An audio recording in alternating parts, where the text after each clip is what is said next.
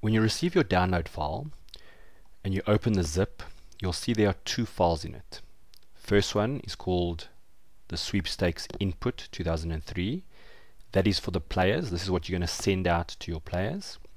The second spreadsheet is for the organizer, where all the results will be recorded and the sweepstakes will be calculated.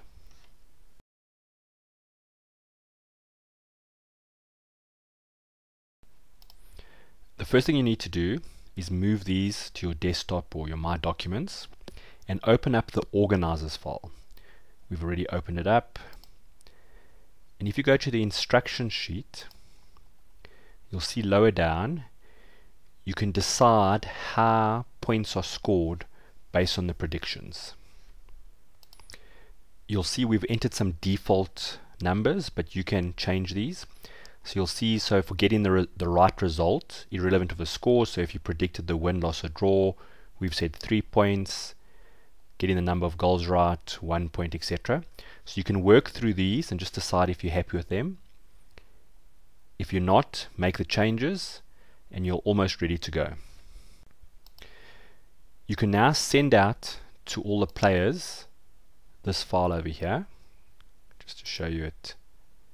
That one's already been completed, but this one over here, which is a blank, and this is what's going to be sent to the players for them to complete.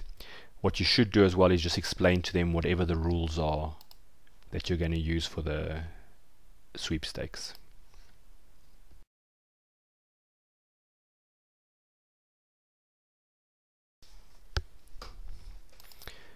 When the players receive their file and they open it up, it should look something like this. So there are some instructions here. What's very important is the player must go to the player file. And you'll see in the top here, in the clean file, it says enter player name. You must enter your name here, because this is what will be used to identify you in the sweepstakes. It's then just a case of going through and predicting the results. So for example, I'm going to put a 3 there and a 2 there. And what you'll notice is as you capture the results, the tables will update. So let's have a 0 here and a 2 here. And what you'll see is that the group will be updated. The players then need to predict all of the matches, and once that's done, they need to go into the knockout phase. Just to show you how that would look, we've gone here and we've completed a whole bunch of predictions. So what you'll see is those are all complete. The groups are here.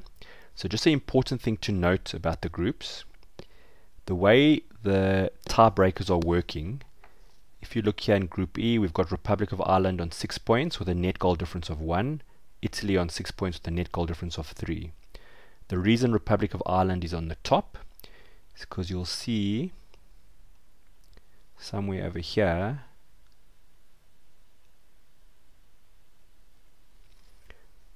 we've got the Republic of Ireland beating Italy, and the way the tiebreaker works here is if there's a tie, the first thing that happens is the head-to-head match is used as the decider. So just be careful about that. What you'll see then is you've got all the group standings, and then the third place finishers are put into their own little group, and they are then allocated in a fashion, and those are then put into the knockout phases. What you'll see then is the knockout is automatically populated, and it's the player's obligation then to go and capture what he thinks is going to happen. And as the knockout matches are completed, obviously it goes to quarterfinals, semi-finals, and then the finals. What's important to realize about the knockouts is you get points for teams progressing. So it doesn't really matter if you get the goals right, and we don't really account for penalties. You must just put a score of who you think is going to go through. Once the player has completed their predictions, they must send this file back to the organizer.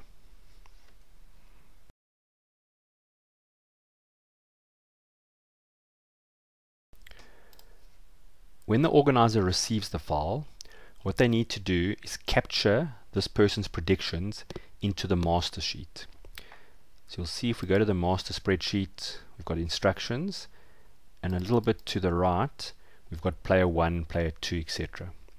So when we go to player 1, you'll see you've got a blank schedule, and you've got some various calculations, and this is where the sweepstakes scoring is going to happen. But the very important thing is, the first thing you need to do is take the players' predictions. Sorry, so this one here. You click in this cell here, and you highlight, and you go all the way down to the finals. So that's from cell F10 to J84. And it's very important you include the team names. What you can do then is copy it, go to the master schedule, come here, and very important, you need to right click and paste as values. This is very, very important, because otherwise your knockout phases won't be correct. So what you'll see is all the predictions now have come through, and that person's knockout matches have been pasted as values. If you want, you can change the name of player 1 to be whatever that person's name is. Just makes it easier to find. Then obviously, as you get more and more of the players, you enter them in player 2, player 3, etc.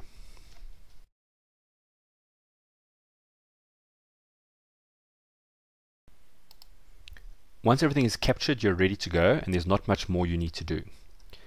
So as we said here, here's our player 1, and we've got our various scores. What will happen when you open up your spreadsheet during the tournament, this sheet over here will automatically populate. For now, we're going to just capture the scores, but when you open it up, it'll go to the internet, pull this results, and they will appear here. So let's say, let's just see what player 1 had. Player 1 had a 2-2 draw. So let's say the actual result was 2-1 to Romania, to France. If we go to player 1, you'll notice that immediately it gets shaded. So this means that this now, their prediction of 2-2, there's actually a result here. And you can then see what their score was. So you'll see, did they get points for the result? No, they predicted a draw. It was actually a win. Did they get team 1's goals right? Yes. Team 2, no.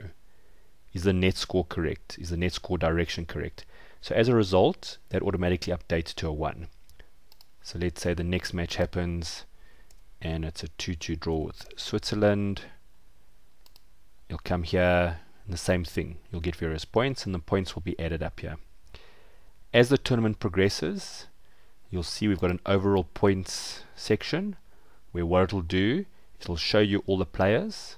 So at the moment we've only got 1, but there's our player, and you'll see what their cumulative result is as you go through. And if you go to the points chart, you'll see an overall chart, which as the tournament progresses, you'll see who's leading and what happened over time. And that's pretty much it. The web will automatically update these, similarly with the knockout phase. And just in case there's some sort of a problem, or there's a tie break, or a group has decided on penalties or fair play, or one of those, we have the ability to overwrite the last 16, so that even if there's something that we couldn't take into account, we'll still get the quarterfinal knockout stages correct.